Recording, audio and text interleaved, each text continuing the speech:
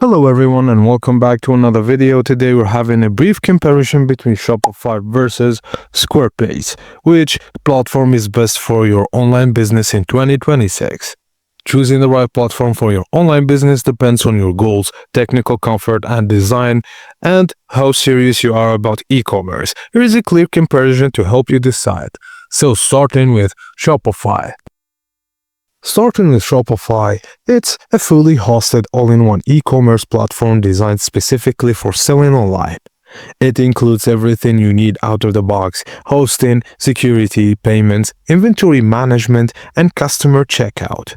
Shopify is very beginner-friendly, offers professional themes, and provides strong performance with reliability. It's best for users who want to launch and manage an online store quickly without worrying about technical maintenance.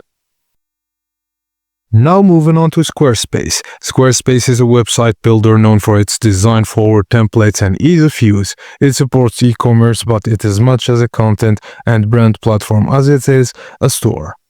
It has beautiful designer templates, great for portfolios, creatives, and visual storytelling.